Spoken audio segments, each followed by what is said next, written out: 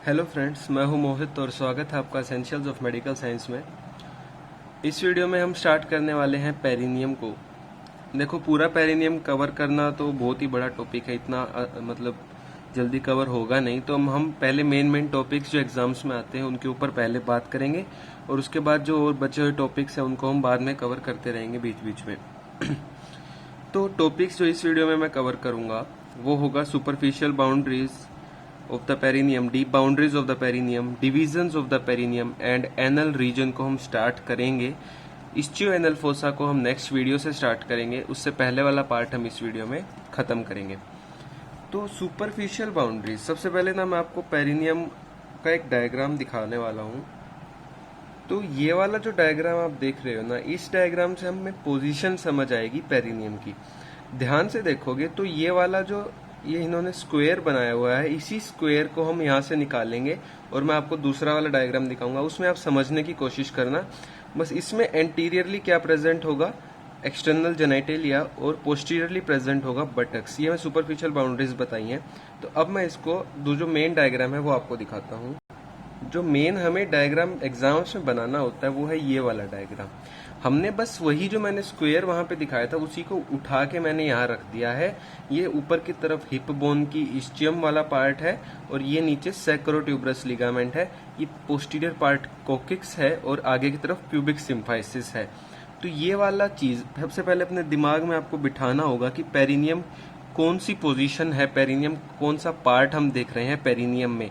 तो मैंने आपको अभी जो डायग्राम दिखाया था ठीक वही चीज हम इसमें देख रहे हैं, वही स्क्वायर यहाँ पे है पेरिनियम का। तो अभी मैं सुपरफिशियल बाउंड्रीज की पहले बात करते हैं हम। तो सुपरफिशियल बाउंड्रीज जो है पेरिनियम की वो है एंटीरियरली। सबसे पहले एंटीरियरली सुपरफिशियल बाउंड्रीज मतलब ऊपर से देख रहे हैं पहले। तो मेल्स में क्या आता है, स्क्रोटम। तो सुपरफिशियल बाउंड्रीज में स्क्रोटम तो आ जाता है मेल्स के अंदर और फीमेल्स में आ जाता है मोन्स प्यूबिस। तो मेल्स में स्क्रोटम और फीमेल्स में मोन्स प्यूबिस। तो ये हो गया एंटीरियर बाउंड्री। अब पोस्टीरियर बाउंड्री, मैंने अभी आपको डायग्राम में क्या बोला था कि आगे की तरफ एक्सटर्नल जेनिटेलिया वाला पार्ट था, तो एंटीरियरली वही वाला पार्ट आया है। पोस्टीरियरली बटक्स थे, तो पोस्टीरियरली सुपरफिशियल बाउंड्री क्या होगी, बटक्स। अच्छा, ईच साइड की बात करें तो दोनों तरफ क्या होगा, दोनों तरफ थाइज ही प्रेजेंट होती है ना। तो medial side of thigh, medial side of thigh का अपर वाला पार्ट आएगा बस, ऑन ईच साइड। ये तो हमने सुपरफिशियल बाउंड्रीज देखी। अब हम डीप बाउंड्रीज समझेंगे इस वाले डायग्राम से। तो इसके अंदर ये वाला जो पोर्शन है प्यूबिक सिम्फाइसिस, ये एंटीरियर पोर्शन है, ये पीछे कोकिक्स जो है ये पोस्टीरियर पोर्शन है, दोनों तरफ है साइड्स वाला पोर्शन। तो एंटीरियरली क्या आ रहा है, एक तो है आर्क्वेट प्यूबिक लीगामेंट और एक आ रहा है प्यूबिक आर्च। तो आगे की तरफ क्या आ रहा है anteriorly, one is the arcuate pubic ligament और दूसरा क्या आ रहा है, इस्चियो नहीं प्यूबिक आर्च। प्यूबिक आर्च आ रहा है दूसरा एंटीरियर रिलेशन में। अब अगर मैं बात करूं पोस्टीरियर रिलेशन की, तो पीछे की तरफ क्या आ रहा है, टिप ऑफ द कोकिक्स। ये देखो डायग्राम में पीछे की तरफ क्या था, कोकिक्स का टिप आ रहा है ना पोस्टीरियर रिलेशन में। एंटीरियर में ये लिगामेंट आ गया था, आर्क्वेट प्यूबिक लिगामेंट, पीछे आ गया कोकिक्स। और साइड्स में क्या आ रहा है, साइड्स में आप देखोगे तो पहले तो आ रहा है इस्चियो प्यूबिक रेमाई, उसके बाद आ रहा है इस्चियल ट्यूब्रोसिटी, उसके बाद आ रहा है ये वाला सैक्रोट्यूबरस लिगामेंट। तो तीन चीजें आ रही हैं, कौन कौन सी, number one is the ischio pubic rami, next is the ischial tuberosity and the third one is the sacrotuberous ligament। कुछ नहीं है, बस ये डायग्राम आपको एक बार दिमाग में बैठ गया ना, उसके बाद रिलेशन तो आप खुद लिख दोगे। तो देखो मैंने यही चीजें आपको अभी बताई। आगे की तरफ क्या है, आर्क्वेट प्यूबिक लिगामेंट, पीछे की तरफ tip of the coccyx, side में क्या प्रेजेंट है, ischio pubic rami, ischial tuberosity and the sacrotuberous ligament, जो ये ग्रीन कलर में आप देख रहे हो। तो ये तो हो गए इसके रिलेशन। अब बात करते हैं इसकी डिविजन्स की। अगर आप ध्यान से देखोगे तो बीच में जो ये ब्लैक कलर में प्रेजेंट है, this is the perineal body. Perineal body है जो हम यूट्रस में भी पढ़ चुके हैं, ठीक है। तो पेरिनियल बॉडी है, ये पेरिनियल बॉडी से मैंने एक लाइन, इमेजिनरी लाइन ड्रॉ की है। ये लाइन जो है ये हमारे पेरिनियम को दो पार्ट्स में बांटती है, दो चीजों में डिवाइड करती है, या फिर हम बोल सकते हैं दो ट्राइंगल्स में इसको डिवाइड करती है। एक होता है एंटीरियर ट्राइंगल या फिर यूरोजेनाइटल ट्राइंगल, ये जो कलर नहीं कर रखा ये है यूरोजेनाइटल ट्राइंगल। और एक होता है पीछे वाला ट्राइंगल जो है एनल ट्राइंगल। एनल ट्राइंगल क्यों बोलते हैं? क्योंकि इसमें एनस लाई करती है, इसलिए इसको बोलते हैं एनल ट्राइंगल। तो डिविजन्स की मैंने यहाँ पे आपको बात की, दो डिविजन्स होते हैं, एक एनल रीजन पीछे की तरफ और यूरोजेनाइटल रीजन आगे की तरफ। तो एनल रीजन तो होता है पोस्टीरियर में और यूरोजेनाइटल रीजन होता है एंटीरियर में, ठीक है। अब एनल रीजन में क्या चीज आई? दो चीज आएंगी। One is the termination of anal canal.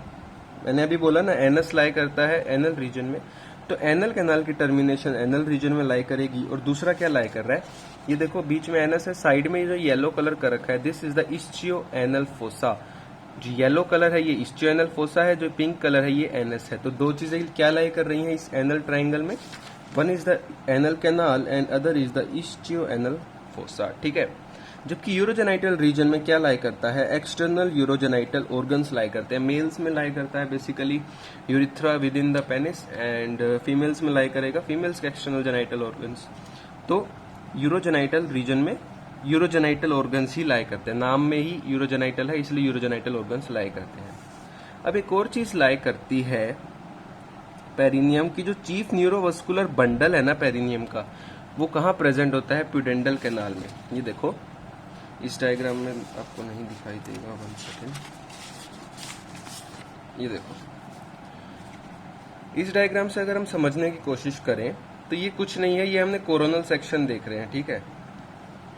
तो ये था हमारा इस्चियो एनल फोसा जो येलो कलर में आपको दिख रहा है। इसके जस्ट साइड में ये देखो, ये जो कैनाल बन रही है ना, देखो ये वाली कैनाल पूरी, इसे हम कहते हैं प्यूडेंडल canal.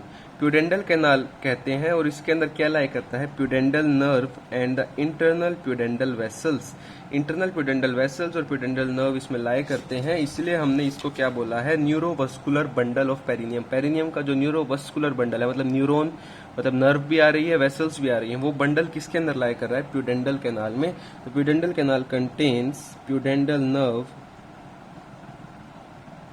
and the internal pudendal vessels. Pudendal vessels. Next जो इसमें बात है, जो प्यूडेंडल कैनाल है वो कहाँ लाई कर रही है? इस्चियो एनल फोसा के लेटरली। देखो बीच में एनल कैनाल प्रेजेंट है, ये उसके साइड में इस्चियो एनल फोसा है, उसके लेटरली क्या प्रेजेंट है? Pudendal canal. तो pudendal canal is present on the lateral wall of the ischio anal fossa. अब नेक्स्ट हम बात करते हैं एनल रीजन की, या फिर हम इसको क्या बोल रहे थे? Posterior reason of the perineum. तो पोस्टीरियरली प्रेजेंट होता है posterior reason of the perineum. क्या लाई कर रहा था? एनल कैनाल का टर्मिनेशन वाला पार्ट। और दूसरी चीज क्या लाई कर रही थी इसके अंदर? Ischio anal fossa. सबसे पहले बात करें इसकी नर्व सप्लाई की। नर्व सप्लाई कौन सी? क्यूटेनियस, मतलब एनल रीजन की जो स्किन है उसको कौन सप्लाई कर रहा है? तो दो नर्व्स आती हैं, one is the inferior rectal nerve, other is the perineal branch of the fourth sacral nerve. इन दोनों नर्व्स की बात हम कर चुके हैं। अगर आपको ध्यान हो, एनल कैनाल वाली वीडियो में मैंने आपको बताया था कि जो एक्सटर्नल एनल स्फिंक्टर है उसको दो नर्व सप्लाई करती है। वो वॉलंटरी था पहली बात तो उसको दो नर्व सप्लाई कर रही थी, एक इंफीरियर रेक्टल नर्व और एक perineal branch of fourth sacral nerve. यही दोनों नर्व सप्लाई करती हैं, क्यूटेनियस सप्लाई देती हैं एनल रीजन को। Inferior rectal nerve supplies around the anus and over the ischio-anal fossa. यहाँ पे एक चीज मिस हो गई है, स्किन अराउंड द। तो ये स्किन को सप्लाई करता है, एनस के अराउंड जो स्किन है, और इस्चियो एनल फोसा के जो ऊपर वाली स्किन है उसको इंफीरियर रेक्टल नर्व सप्लाई करती है। और इस्चियो एनल फोसा के पीछे वाली जो स्किन है, मतलब posterior to the anus, anus के पोस्टीरियर वाली स्किन को कौन सप्लाई करता है? फोर्थ सैक्रल नर्व, S4 की पेरिनियल ब्रांच सप्लाई करती है, ठीक है। अब दो फेशिया होते हैं एनल रीजन में, one is the superficial fascia, one is the deep fascia. Superficial fascia में कुछ नहीं होता, large amount of fat present है जो कि इस्चियो एनल फोसा को भर रहा है फैट से।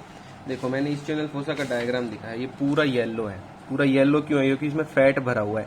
तो ये फैट कहाँ, सुपरफिशियल फेशिया के अंदर ही प्रेजेंट होता है, large amount of fat. Next बात करें डीप फेशिया की, तो डीप फेशिया कौन सा है इसमें से? ये देखो, अगर आप ध्यान से देखोगे तो ये है पेल्विक डायफ्राम। ये जो मैंने दिखाया है ये है पेल्विक डायफ्राम, ठीक है। पेल्विक डायफ्राम नहीं, ये है लिवेटर एनाई, सॉरी ये मेरे से गलती हो गई, ये है लिवेटर एनाई। और इसके नीचे जो ये फेशिया प्रेजेंट है इसे हम बोलते हैं superficial fascia of the pelvic diaphragm.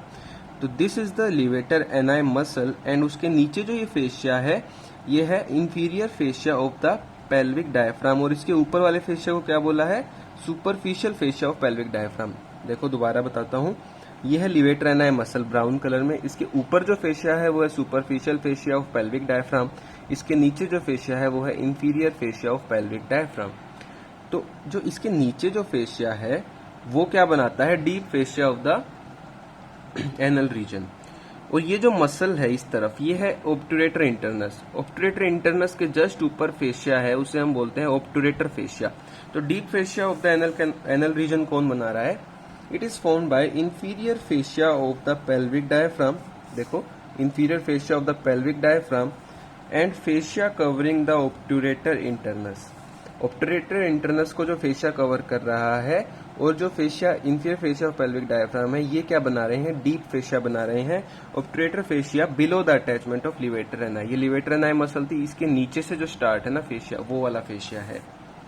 Formed by inferior fascia of pelvic diaphragm and fascia covering the obturator internus. ये दोनों क्या बनाते हैं? Deep fascia of the anal reason ये बनाते हैं। नेक्स्ट हम बात करते हैं पेरिनियल बॉडी की। देखो, पेरिनियल बॉडी में इसकी जो मसल्स है वो आपको नहीं बताऊंगा इस वीडियो में, क्योंकि वो मैंने uterus, support of the uterus वाली वीडियो में सारी मसल्स के नाम बता रखे हैं और पेरिनियल बॉडी को बहुत अच्छे से वहां पे एक्सप्लेन कर रखा है, आप वो वीडियो देख सकते हो।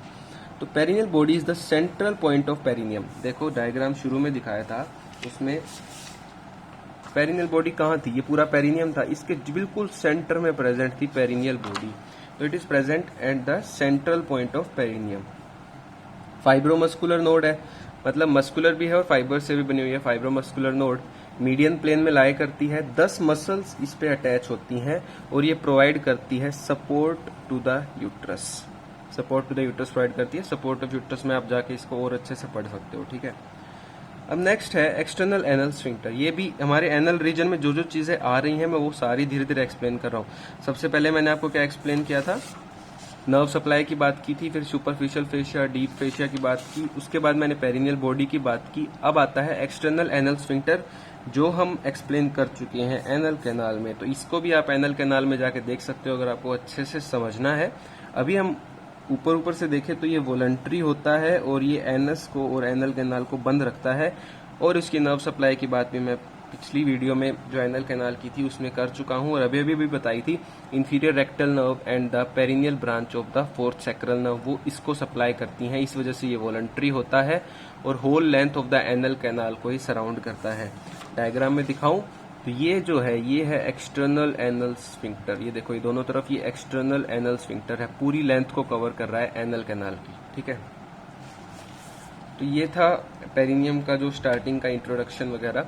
अब नेक्स्ट वीडियो में हम एनल रीजन का जो एक बहुत ही ज्यादा इंपॉर्टेंट टॉपिक है उसको स्टार्ट करेंगे, वो है इस्चियो एनल फोसा। बहुत ज्यादा इंपॉर्टेंट है, एग्जाम में डायरेक्टली उससे क्वेश्चन आ सकता है।